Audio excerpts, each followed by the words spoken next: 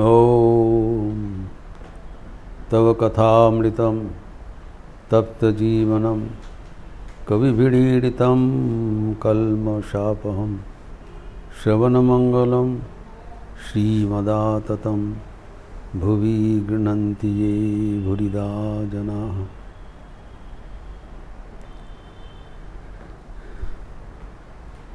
ठाकुर श्री रामकृष्ण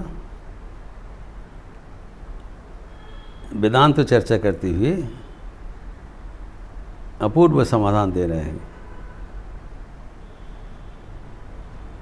हजारों साल का जो संशय है,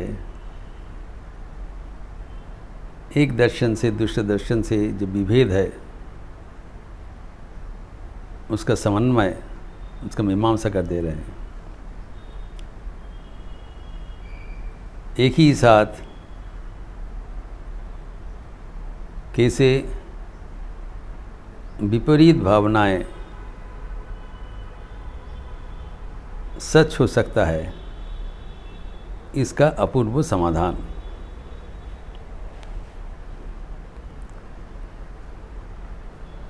जो वेदांतवाद में कहा गया है, ब्रह्म सत्य जगन मिथ्या, इसी का चर्चा आगे बढ़ाते हुए ठाकुर कहते हैं, ये दृश्यमान जीव जगत यद्यपि यह परिवर्तनशील है, ट्रांजिएंट है, एवं एकमात्र परमात्मा ही चिरंतन शाश्वत परमानेंट है, तथापि वे ही ये जीव जगत रूप से परिणत हुए हैं। তিনি এই জীব জগৎ হয়ে রয়েছেন। चतुर्विंशति तत्व जो हम लोग विस्तार से चर्चा किया है, जो सांख्य मत में इसको प्रकृति का जो 24 तत्व कहा गया है,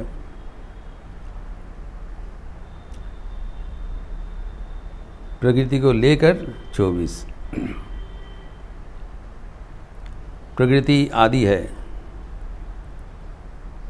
प्रकृति किसी से नहीं हुआ है, it is without beginning source. लेकिन प्रकृति का विकृति हुआ है, रूपांतर।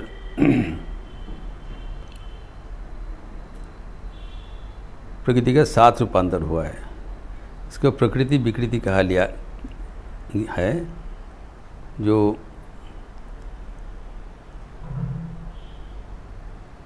ये प्रकृति से उत्पन्न हुआ है और इसका भी विकृति हुआ है षोडश में। महत, अहंकार एवं पंच तन्मात्र, ये 7 है, प्रकृति से उत्पन्न हुआ है। First stage universal intelligence, universal ego, समष्टि बुद्धि एवं समष्टि अहंकार, एवं पंच तन्मात्र सूक्ष्म महाभूत, क्षिति अब तेज मोरुद्भम, जिससे सृष्टि हुआ है। और प्रकृति त्रिगुणात्मिक है, तो उनसे जा तो सब कुछ ही त्रिगुणात्मिका है, सत्य रजस तमस से मिलित। और ये जो 7 प्रकृति विकृति है, उसका 16 विकृति है, वो प्रकृति विकृति नहीं है। वो और किसका प्रकृति नहीं है। It ends there. एकादश इंद्रियां एवं पंच महाभूत, 11 + 5। और एकादश इंद्रिया मतलब पंच ज्ञानेन्द्रिया, पंच कर्मेंद्रिया, 10 बहिरेंद्रिया, 1 अंतरिंद्रिया, मन। अरे मन का भीतर यह 4 विभाजन है, सब हेडी, मन, बुद्धि, चित्त, अहंकार। ये जो बुद्धि एवं अहंकार है, ये बेष्टि बुद्धि एवं अहंकार और महत जो बुद्धि एवं महत अहंकार दिया है वो समष्टि है, individual, memory, cogitation, intelligence and ego, ये चतुर्विंशी तत्व हुआ है। ये सब जड़ है और चेतन एकमात्र परमात्मा है, आत्मा है। जब कुछ समाधि होता है, जब कोई समाधि होता है, तब ये जड़ का लय हो जाता है चेतन में। उस समय चैतन्य मात्रम विभाति, उस अवस्था में तब ये जीव जगत तब और दिखाई नहीं पड़ता है, वो नॉन एग्जिस्टेंस हो जाता है।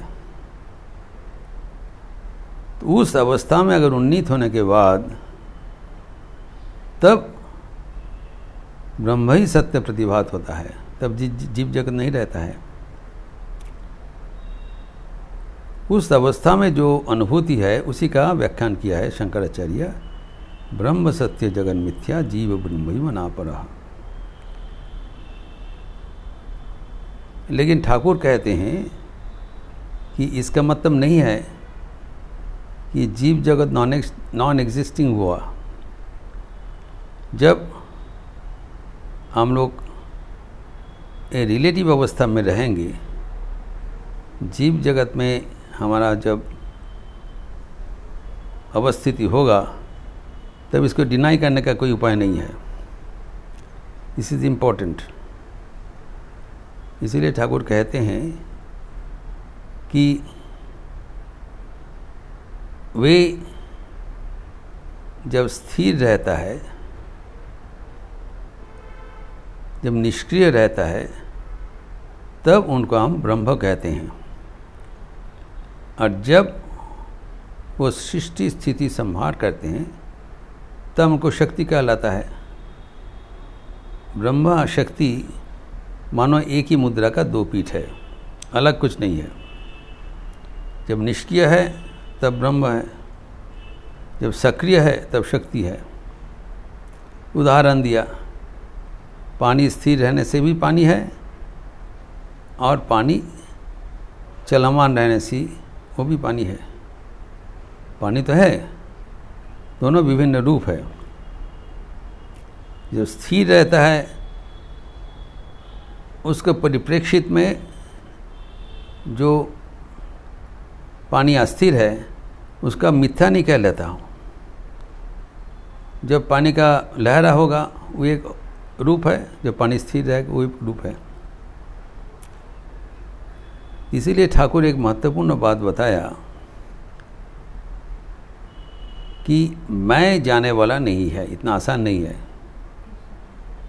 जो যতক্ষণ আমি আছে ততক্ষণ জগৎ মিথ্যা বলার উপায় নাই। This is the most important statement Thakur दे रहे हैं।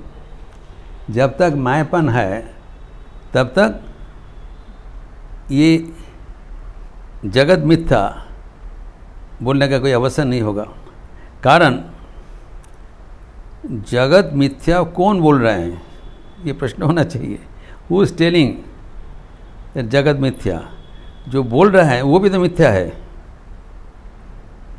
जब जगत है ही नहीं तब बोलने वाला कौन है? वो भी तो है नहीं। तो जगत मिथ्या जब तक तुम बोल रहे हो तब तक तुम मिथ्या जगत में खड़े होकर बोल रहे हो, तब तक तुम्हारा अस्तित्व तो है। You are denying your existence and then your statement becomes non existent. ये ठाकुर बताया, जब तक मैंपन है, जो बोल रहे हैं जगत मिथ्या, तब तक बोलने का कोई अधिकार नहीं है। जब मैं नहीं रहेगा तब अवांग मनुष्य गोचरम बोझे प्राण बोझे जार। तब और वाणी नहीं रहेगा, तब वाणी मन के पारे चला गया, वाक के मन के अतीत हो गया। वहाँ पर भी परमात्मा का विराज है, लेकिन उस अवस्था से तब जीव जगत को दिखाई नहीं पड़ता है। लेकिन जब तक हम उस अवस्था में नहीं पहुँचे हैं तब तक इसको मिथ्या बोलने का कोई अवकाश नहीं होता है। इट इज़ मीनिंगलेस टू से it doesn't exist, because the person who says he is also non existent. अभी ठाकुर एक सुंदर उदाहरण दिया है, ये बहुत महत्वपूर्ण है। कहते हैं कि जब हम सृष्टि का अंत तक पहुंचने चाहते हैं कि मेरा क्या स्वरूप है, तो पहले हम देखते हैं मैं क्या ये शरीर हूँ, जो 24 तत्व है एक एक करके मैं पार कर रहा हूँ। मैं क्या ये ज्ञानेंद्रिय हूँ, कर्मेंद्रिय हूँ, ये जो हमारे महाभूत है, सूक्ष्म भूत है, एक एक करके हम पार करते हैं। नहीं है, क्योंकि मैं चिरंतन हूँ और ये सब परिवर्तनशील है। करते हुए जब हम एकदम आखिर में पहुँच गया चैतन्य मात्रम, तब उसको आगे और कुछ नहीं है। अभी वो है सार, तो डिनाई करके चले गए। लेकिन ठाकुर कहते हैं the sum totality of what was denied and what it remains is God. एक उदाहरण से दिया है, जैसे एक बेल का जब सांस आप लेने चाहेंगे क्या करेगा, उसको खोपड़ी है खुला है, shell that has to be broken. उसके बाद उसका बीज है, उसका पीट्स है, बेलेर बीची है, वो भी छोड़ देना पड़ेगा। उसके बाद उसको सांस मिलेगा, द एसेंस कार्नेल। लेकिन जब वो बेल का खोपड़ा फेंक दिया, बेल का बीज छोड़ दिया, सांस मिला, अगर पूरा बेल का वजन लेने चाहोगे तब खोपड़ा, बीज और सांस लेते हुए ही बेल का पूरा वजन होगा, नोले कम पड़े जाए। This totality is called God. God is not something else. ये नहीं है खाली सांस ही भगवान है और ये सब क्या है? This is the sum totality of the existence, this is called God. ये एक विशिष्ट द्वैतवाद का एक भावना है, सबको लेकर ही ईश्वर का अस्तित्व है। तो ठाकुर और एक उदाहरण दे रहे हैं कि छात में पहुंचने के लिए सीढ़ी है, और सीढ़ी से चढ़कर जब छात में पहुंचते हैं तब एक दूसरा चित्र दिखाई पड़ता है। लेकिन सीढ़ी जिससे बना हुआ है, ईंट, आगे पहले का दिन में सीमेंट का तो नहीं था, ईंट चून सुरकित छिलो, ईंटा, चूना एवं सुरकी, मोटर, ईंटेर गुणों, इससे छत बना है और इससे सीढ़ी भी बना है। ठाकुर कहते हैं जिस मटेरियल से सीढ़ी बना था वो मटेरियल को लेते हुए, मटेरियल को सहारा से आप छत पर पहुँचे हैं, और छत भी उस मटेरियल से ही बना है। छत का बनाने का दूसरा कुछ नहीं है। The same material which is in the roof, same thing was in the stairs also.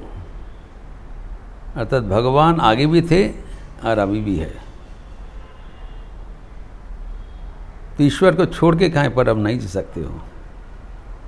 जब ऊपर में पहुंच गया तब अब नहीं कह सकते हो जो सीढ़ी एग्जिस्टेंस नहीं है। सीढ़ी को चढ़ के तो ऊपर में गया, जब अब फिर उतारेंगे और सीढ़ी से उतारना पड़ेगा, तब भी वो रहेगा। तो जब भगवान उस अवस्था में भी है, इस अवस्था में भी है, तो we can not deny any experience of our life. जब हम आगे बढ़ रहे हैं तब जैसे भगवान के साथ ही हम बढ़ रहे थे, और पहुंचने के बाद हम भगवान के साथ ही, भगवान के सानिध्य में ही पहुँचेंगे।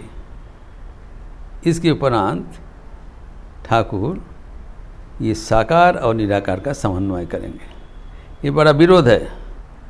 जब इनके जो विचार से है, जब आगे बढ़ते हुए हम देखते हैं कि ईश्वर एक एवं अद्वितीय है, अर्थात अनंत है। अनंत का कोई आकार नहीं हो सकता है। आकार मीन्स ए बाउंड्री। जिसे आकार हम कल्पना करते हैं तब अनंत सीमाबद्ध हो जाता है, सीमित हो जाता है। अगर ईश्वर अनंत है तो necessarily it has to be one without a second, without boundary, without dimension. निराकार होना चाहिए। तो ईश्वर अगर निराकार है फिर ईश्वर स्वाकार कैसे हो सकता है? साकार मतलब कुछ छोटा है, कमियां है, truncated form of Ishwar. This is the main point of dispute. जो वेदांतवादी है वो कहते हैं हम जो भगवान का पूर्ण रूप स्वीकार करते हैं, और इन लोग है खंडित रूप। देयर समथिंग, एक smaller dimension of the same reality.